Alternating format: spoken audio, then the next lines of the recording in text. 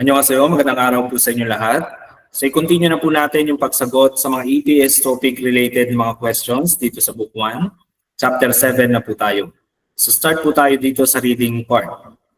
So number 1, instruction is 다음 단어와 관계 있는 것은 무엇입니까? So 다음 meaning po niyan is next. 단어 meaning po niyan is word, salita. Yung wa meaning naman po niyan is with. Pwede rin po yung in. Depende sa context ng sentence. 관계 있는, so 관계 있는, ibig sabihin po is related. Sa Tagalog, may kinalaman or may kaugnayan. So meron lang 것은, so ibig sabihin the one. The one that is related or the one that is in relation to. So ganun siya. What is what. Yung imnika is yung is or am or are. Ginagamit kapag formal interrogative. So, ibig sabihin po nito is what is in relation or related with the next word. So, ano daw yung may kinalaman or may kaugnayan sa kasunod na salita. So, yun po yung ibig sabihin in Tagalog. So, yung number 1, yung salita po natin is yorum. Yorum. So ano ba yung yorum? So yung yorum is summer. Yung season na summer. So kung alam mo rin po itong mga nasa choices, mabilis lang po ito sagutan. So isa-isahin po natin. Number 1, 계절. So 계절 means season. And of course, ito na agad yung sagot na hinahanap natin kasi yan po yung may kinalaman sa word na yorum, summer. So that's the correct answer, number 1. So number 2, try nating sagutan. So yoheng, meaning po ng yoheng is travel or trip. Travel or trip. Jangsu naman, ibig sabihin po nito is place. Myeongjol naman, ibig sabihin po niyan is holiday. So wala pong kinalaman niyang tatlo dun sa yorum, kaya X po yan. Kaya po sila naging mali. Next, number 2 po tayo. So, yung instruction po dyan is 다음 중 밑줄친 부분이 맞는 문장을 고르십시오. So again, ibig sabihin lang po niyan is piliin yung sentence na tama yung part na nakamarka ng underline sa mga sumusunod. So, pipiliin lang natin yung sentence na tama yung nakamarka na underline dito sa choices. Number 1, sabi dyan, 집까지 걸어서 20분쯤 들어요. So, 집까지 걸어서 20분쯤 들어요. So, yung naka-underline is yung verb natin na 들어요. So, intindihin natin itong sentence. Sabi, 집. So, 집 meaning po niyan is house, bahay. Merong kaji. So, yung kaji, ibig sabihin po niyan is to, hanggang. No? Until. 걸어서. So yung verb natin po dyan is 걷다. Meaning to walk. Dinikitan lang po ng conjunction na also. Also meaning po niyan because or and then. Pwedeng because, pwedeng and then, depende sa pagkakagamit sa sentence. So, bakit siya naging L dito? Because 걷다 is an irregular verb. No? So, yung stem natin is got. Yung rule niya, since irregular siya, and kapag vowel, nag-i-start yung conjugation, kailangan mong tanggalin yung T, papalitan mo ng L. So, magiging all. And then, saka mo ididikit si also. Also yung ginamit, since yung last vowel ng stem mo is any other vowel. So yun yung rule niya. So 걸어서. So ibig sabihin niyan, because naglakad ako hanggang bahay. So, dahil naglakad ako hanggang bahay, 20분쯤. So 20분, ibig sabihin 20 minutes. Yung 쯤 is about lang po yan. So estimation. So Sa Tagalog, mga, no? So mga 20 minutes or around 20 minutes in English. So actually hindi po bagay itong verb na naka-underline dito sa sentence po natin. Duroyo kasi meaning po niyan is to listen or to hear. So ang pangit naman po pakinggan na dahil daw naglakad siya papuntang or hanggang bahay, narinig niya about 20 minutes. So parang nonsense po yung sentence. No? So hindi dapat duroyo yung verb na ginamit dyan. It should be kolyoyo. Kolyoyo. So the verb should be kolida, meaning to take. So dapat kolyoyo para yung sentence should be dahil naglakad ako hanggang bahay, nag-take ng about 20 minutes. So nag-take ng about 20 minutes kasi naglakad ako papunta or hanggang bahay. So yun po ang ibig sabihin ng number 1. That should be the correct sentence. No? And since mali, yung naka-underline, so X po yan. So number 2. 퇴근 시간에는 차가 많이 걸려요. 퇴근 시간에는 차가 많이 걸려요. 퇴근 시간. So 퇴근 시간, ibig sabihin po niyan yung out ng trabaho. Yung oras ng pag-out sa trabaho. Merong e. So e is time particle. Meron lang nun topic particle. And then ito. 차가 많이 걸려요. 차가 많이 걸려요. So yung naka-underline is 걸려요. 걸려요. Again, 걸려요 is to take. So, nag-take daw ng maraming sasakyan sa rush hour or yung oras ng pag-out ng trabaho. So, mali din po itong verb na ito na naka-underline. So, medyo nonsense po siya. So, dapat po ang ginamit dyan is makida. So, dapat makyoyo. So, dapat 차가 많이 막혀요. So, 차가 많이 막혀요 kasi ibig sabihin, parado ng maraming sasakyan. 차가 많이 막혀요. So, in short, traffic jam. So, traffic. So, yung oras daw ng pag-out sa trabaho, syempre, uwian yan. So, rush hour din po yan. Kaya, traffic daw. Traffic daw yung oras ng pag-out ng trabaho. So, dapat yung correct verb na ginamit is makyoyo. Makyoyo. So again, mali. Yung naka-underline, kaya X po yung number 2. Dito naman tayo sa number 3. So sabi, 생일에 친구들을 집으로 권어갔어요. 생일에 친구들을 집으로 권어갔어요. Translate muna natin. 생일 meaning po niyan is birthday. Merong time particle. 친구들. So, 친구 is friend. Merong 들, so friends. Tinutukoy maraming kaibigan. Merong 을, object particle. 집. So, 집 is bahay. Yung 으로, ibig sabihin lang po niyan is to or towards. Yun yung gamit niya sa sentence na ito. Konogasoyo, yung naka-underline. Ibig sabihin po kasi ng konogasoyo is to cross. Sa Tagalog, tumawid, no? Since naka-past tense siya. So, tumawid. So, ibig sabihin sa Tagalog, yung sentence, ang sabi, tumawid daw patungo sa bahay, yung mga kaibigan niya, yung birthday niya. So, nonsense po yung sentence, no? So, mas maganda kung yung verb is chudehesoyo. Chudehesoyo kasi meaning po niyan is to invite, na naka-past tense, no? Invited. So, kapag chudehesoyo yung nilagay mo dyan, ang magiging translation ng sentence is, I invited my friends to our house on my birthday.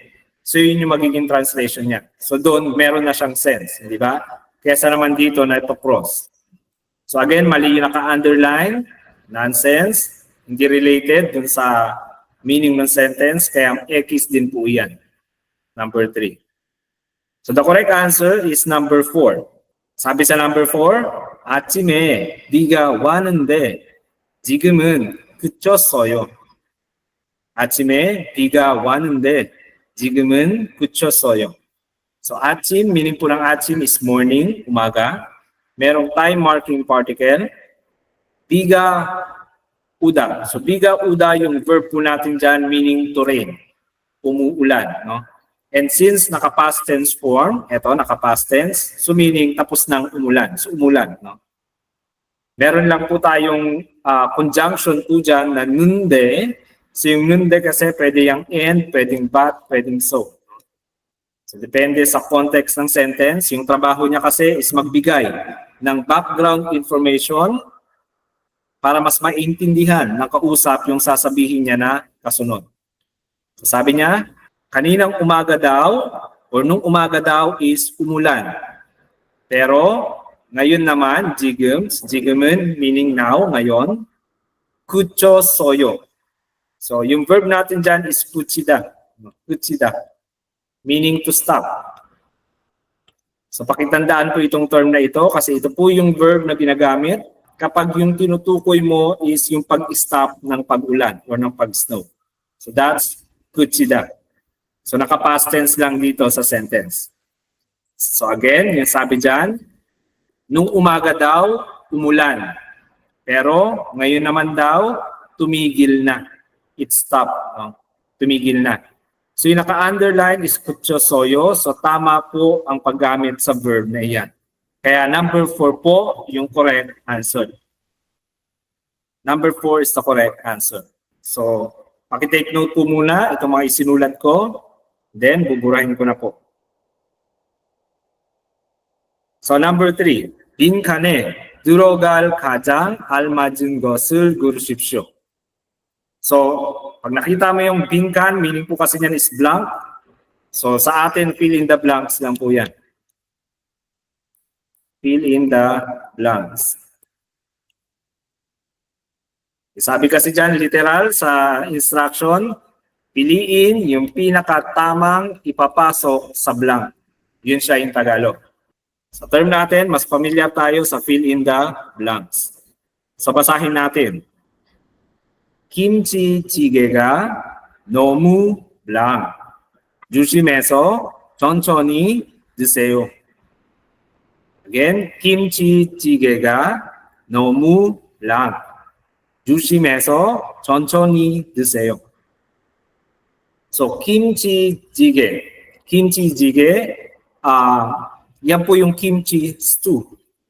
So, yan yung kimchi na may sabaw. No? Kimchi stew. With subject particle, meaning yan yung pinag-uusapan ng sentence natin. Nomu. So, nomu is yung very to or to. Sobra. Sobra. And then blank. So, yung kimchi stew daw ay sobrang blank. So, ano kaya ang ilalagay natin dyan? So, basahin muna natin yung kasunod na sentence. Doon tayo kumuha ng clue. 조심해서 천천히 드세요. So, 조심하다. 조심하다, ibig sabihin po niyan is be careful. Mag-ingat ka. No? Be cautious, be careful. Meron lang po nakadikit na heso. So, yung hada, ginagawang heso. Again, meaning po niyan is pwedeng because, pwede rin pong and then. Depende sa context ng sentence. So dito, pwede siyang and then, no? Meaning may kasunod. No? So 천천히, ibig sabihin po niyan is slowly. Ang mabagal, o dahan-dahan, and then 드세요.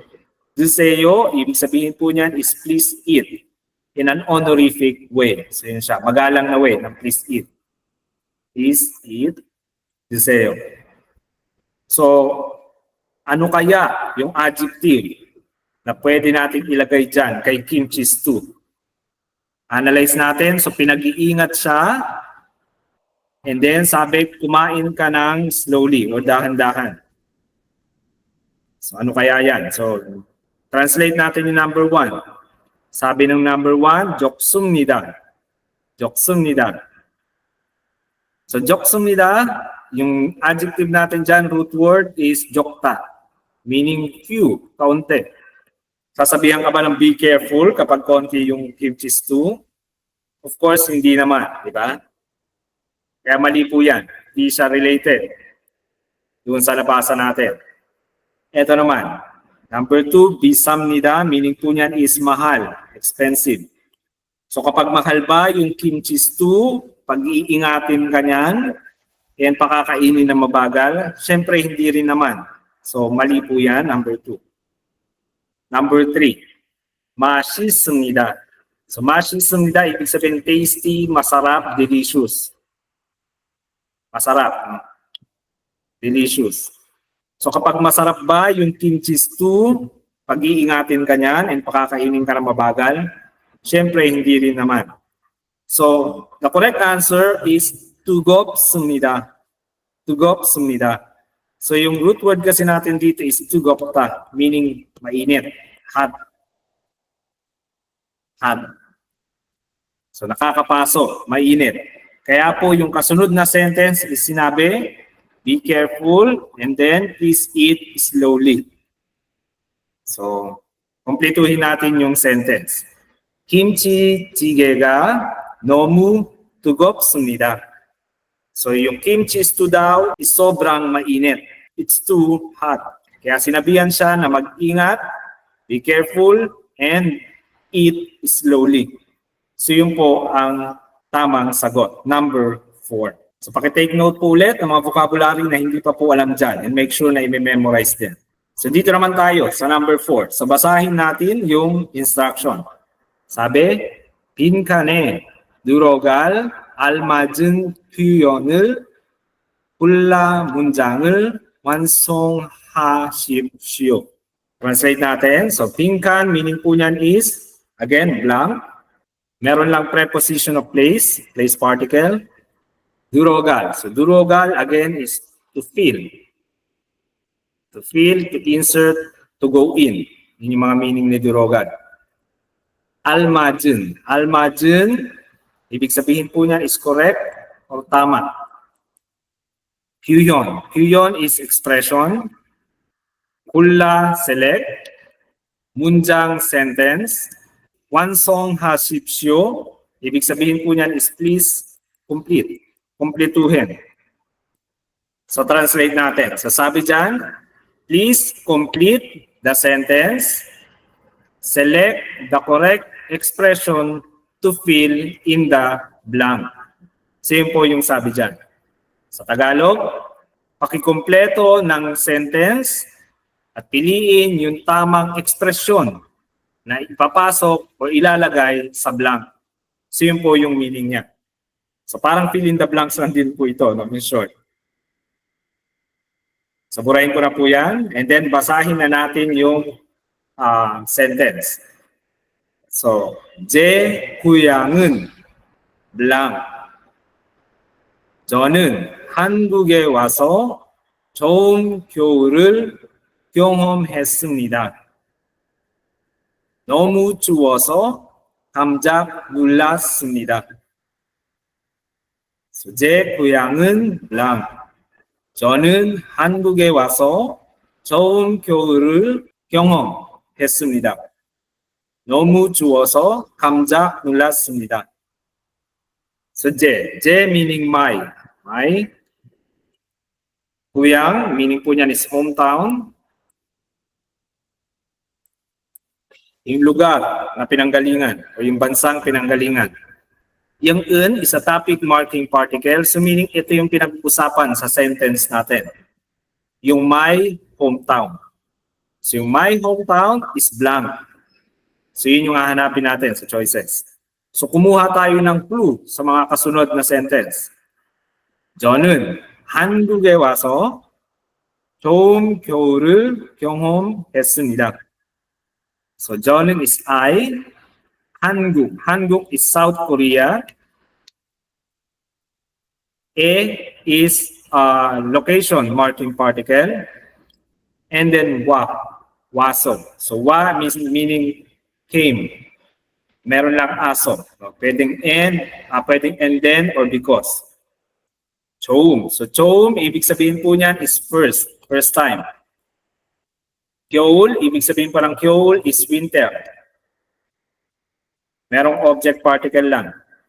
경험했습니다. So, 경험했습니다, ibig sabihin to experience, na naka-past tense. So, experience. So, translate po natin yung sentence. So, sabi niya, I experienced winter for the first time nung nagpunta daw siya when I came to South Korea. So, yun po yung ibig sabihin ng second sentence. So, na-experience ko yung winter ng first time nung pumunta ako o dumating ako ng South Korea. Next, sabi, 너무 추워서 깜짝 놀랐습니다. So, 너무 po is very or too. Pwede rin pong so. Yung adjective naman dito, chukta. So, chukta, meaning po is to be cold. To be cold. To be cold. Meron lang pong oso na nakadikit. So again, aso, oso, heso. Ibig sabihin po niyan, because, or, and then. So dito, oso yung ginamit kasi last vowel is u. So bakit naging chuoso? So again, irregular P po ito. So yung irregularity niya is tatanggalin mo yung P, mag-a-add ka ng U, and then saka mo ikakabit yung conjugation na nag-i-start sa vowel. So in this case, oso. Because or in then. Kaya po siya naging chuoso.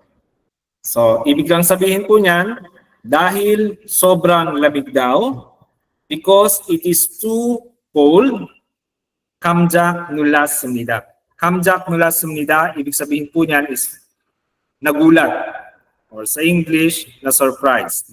Surprise. So again, ang ibig sabihin, dahil daw sobrang lamig, kaya nagulat daw siya. I was surprised. So ano kaya yung pwede nating idikit dito sa my hometown? Number 1, sabi, 바람이 많이 붑니다. Haram, meaning po niyan is wind, hangin, 많이, a lot. A lot, marami. 붑니다, meaning to blow. So, ibig sabihin, literal, umiihip, maraming hangin o malakas na hangin. Wind is blowing a lot.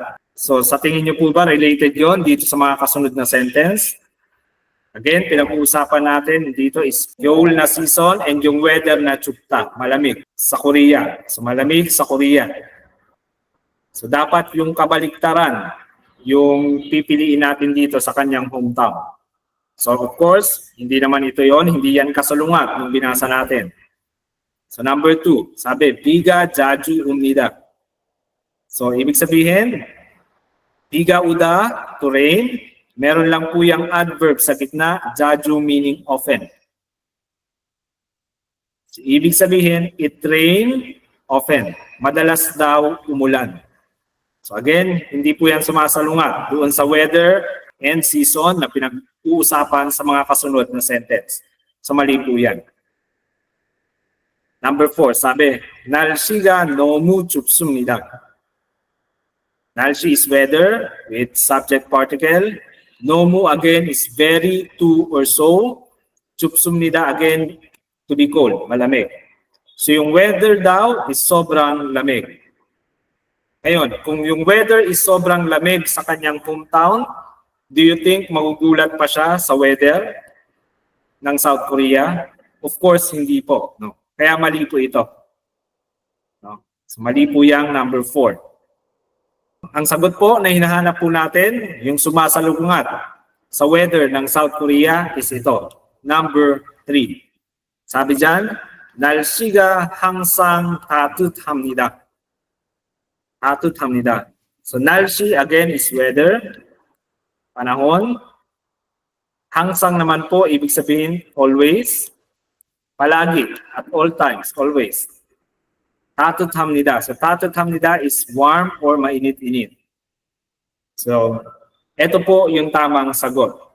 So, ibig sabihin, palaging mainit yung weather sa aking hometown. So, yun po ang ibig sabihin niyan. Kaya, first time niya na-experience yung winter nung dumating siya sa South Korea. Dahil sobrang lamig, kaya nagulat daw siya. So the correct answer is number 3. So pakitake note po yan. Next, dito naman tayo. So basahin natin yung instruction ng number 5. 다음 글을 읽고 내용과 같은 것을 고르십시오. So sabi lang po dyan, read the following passage and please select the same one with the content. Sa Tagalog, basahin yung kasunod na article or passage at piliin yung katulad sa content o yung bagay na kahalintulad sa content. So again, babasahin po natin to. Pipiliin lang natin dito sa choices kung alin yung kahalintulad dito po sa babasahin po natin. So, translate po natin to lahat para madagdagan po yung vocabulary po ninyo. First sentence. 사배 한국은 사계절이 뚜렷한 나라입니다. 한국. So 한국 is South Korea. The topic particle. 사계절. So sa is 4. 계절 season. So pag pinagsama, 4 seasons. Meron lang subject particle. 뚜렷한. 뚜렷한, ibig sabihin lang po niyan is clear or distinct. Malinaw. Nara. Nara, bansa, nation, country. Meron lang imnida, yung is or am or are, declarative, formal sentences ginagamit. So, ibig lang sabihin po niyan, yung South Korea daw is a country with distinct 4 seasons. Sa Tagalog, ang South Korea ay isang bansang may malinaw na 4 na season. Next tayo, sabi, 따뜻한 봄이 되면 사람들은 꽃 구경을 갑니다. So, 따뜻한 봄이. So, 따뜻한 meaning po niyan is warm, mainit-init. Boom meaning naman po is spring. Yung spring season, kung kailan nag-bloom yung mga cherry. Merong subject particle, and then 되면. So, meaning to become, na merong myon, if. No? If. So, ibig sabihin yan, 따뜻한 봄이 되면, so kapag dumating na daw yung warm or mainit-init na spring season, 사람들은, so yung mga tao daw, 사람들 meaning people, mga tao, 꽃 구경을 합니다. So 꽃 구경, ibig sabihin po nito is yung pagsa-sightseeing ng mga bulaklak. Kasi nag-bloom na po yung mga bulaklak during spring season. So sightseeing, flower sightseeing. And then 갑니다, to go. So ibig sabihin yan, yung mga tao daw ay umaalis para mag-sightseeing ng mga bulaklak. So kumpletuhin natin itong second sentence. Sabi, kapag daw dumating na yung warm spring season, yung mga tao daw is umaalis para mag-sightseeing ng mga bulaklak. So yun po yung meaning ng second sentence. Third sentence tayo. Sabi, 여름에는 덥고 비가 많이 오며 장마가 끝나면 무더위가 시작됩니다. So 여름에는, so 여름 is summer. Merong time particle, and then 는 topic particle. So ibig sabihin, during summer or in summer, yung topic ng sentence natin. 덥다. So 덥다 meaning hot, mainit. So ibig sabihin dyan, sa summer daw, mainit. So in summer, it is hot. Merong gu, so yung gu is end. Pinagdudugtong dalawang verbs, adjectives, or clauses. Biga, mani, uda. Biga, mani, uda, ibig sabihin lang po niyan is umuulan ng malakas or madami. Yung myo, meaning lang po niyan is end, pwede ring while or and then. Jangmaga. So, jangma, ibig sabihin po niyan, ayan po yung term ng tuloy-tuloy na pag-ulan in South Korea. So parang raining season. Raining season. So paki-take note din po iyan. Raining season. Meron lang subject particle. 끝나다. So 끝나다 meaning to end or matapos. End. 끝나다 to end. Merong myon. So kapag. If. No? If. Kapag. Yung myon.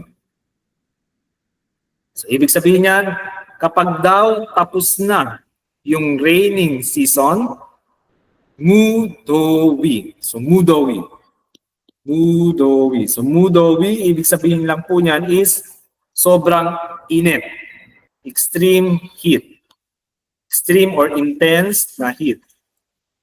With subject particle naga, and then 시작 됩니다, meaning to start or nagsisimula na. So, sabi lang dyan, kapag or kung tapos na daw yung tag-ulan, nagsisimula na daw yung sobrang init o yung intense heat. So, kumpletuhin natin itong pangatlong sentence. Sabi, in summer, mainit. So, tuwing summer daw, mainit at umuulan ng malakas or madami. And then, kapag tapos na daw yung tag-ulan, nagsisimula na daw yung intense heat or sobrang init. Next. Fourth sentence tayo. 가을은 날씨가 좋아서 축제 등과 같은 행사가 많이 열립니다. So, 가을. 가을 naman po, meaning po niyan is autumn. Yung taglagas. Merong topic particle. 날씨 again is weather, panahon, with subject particle. 좋아서. 좋아서. So, ibig sabihin lang po niyan, because the weather is good in autumn. So, dahil daw maganda yung panahon kapag autumn, 축제 등과 같은 행사가 많이 열립니다. So, 축제 등과. So, 축제, ibig sabihin po niyan is yung mga fiesta. Mga fiesta, 축제. Yung wa is end. 같은 행사. So, 같은, ibig sabihin same. 행사 naman po is activity. 많이 열립니다. Yung 많이 is many. Marami. 열립니다 is to open or nag-open in Tagalog. Nag-open. So, translate natin. So sabi dyan, dahil daw yung weather is maganda kapag autumn, marami daw nag-open na mga fiesta and mga katulad na activities. No? So, ibig sabihin maraming fiesta and activities daw tuwing autumn dahil maganda daw yung panahon. And then dito po tayo sa last sentence, sabi, 겨울은 매우 춥지만 스키 등 겨울 스포츠를 즐기는 사람들이 많습니다. So 겨울 meaning naman po niyan is winter. No? Winter season with topic particle 매우. So 매우 is very, really, or so lang din po yan. Sobra sa Tagalog. 춥다. 춥다 again, to be cold. Meron lang pong jiman. So jiman is bad. No? So sabi dyan, kapag winter daw, in winter, sobrang lamig. Pero, ski 등 겨울 스포츠를. So, ski is ski. Ski, yung nag-i-slide sa snow. Yung 등, parang such as lang po yan. 겨울 스포츠 is winter sports. No? Yung mga sports na ginagawa pag winter. Merong rule, object particle. 즐기는 사람. So, 즐기는 사람, ibig sabihin lang po niyan, yung mga tao na nag-e-enjoy. No? Mga taong nag-e-enjoy. And then, 많습니다 meaning marami. Marami.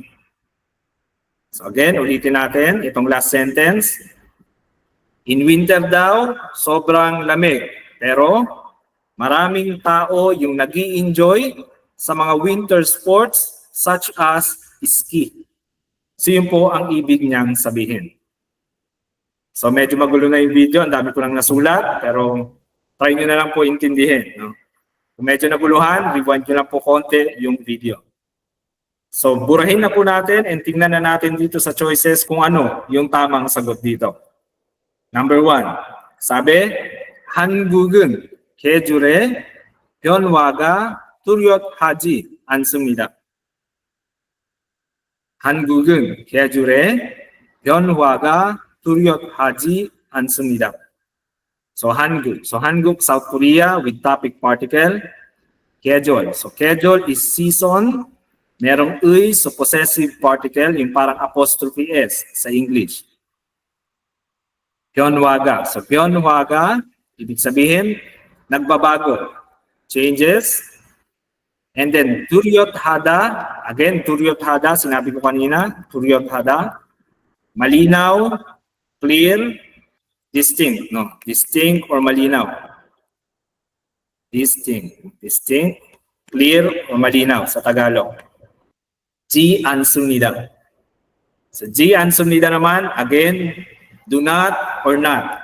Not or do not. Dinidikit po sa mga verbs or adjectives, ninenegate yung meaning ng verbs or adjectives. So Tagalogin natin, ibig sabihin po nito, sa South Korea daw, hindi daw malinaw at nagbabago daw yung seasons. Tama ba yon? So hindi daw malinaw, nagbabago daw yung season. So mali po yan. No? Kasi sa first sentence pa lang po natin, malinaw sinabi doon, yung South Korea is a country na merong distinct or malinaw na 4 na season. So mali po itong number 1. So etis po yan. Yung naiba, sabi dito, duryothan nara. Ibig sabihin, malinaw, distinct. Dito naman nakalagay, 뚜렷하지 않습니다. Hindi daw malinaw. So dyan po siya nagkamali. Next. Number 2, sabi, 축제는 날씨가 좋은 가을에 많이 열립니다. 축제는 날씨가 좋은 가을에 많이 열립니다. 축제. 축제 again, feast or fiesta. With topic particle, 날씨가 좋은 가을. So, ibig sabihin po niyan, 날씨, weather, 좋은, ibig sabihin good or nice.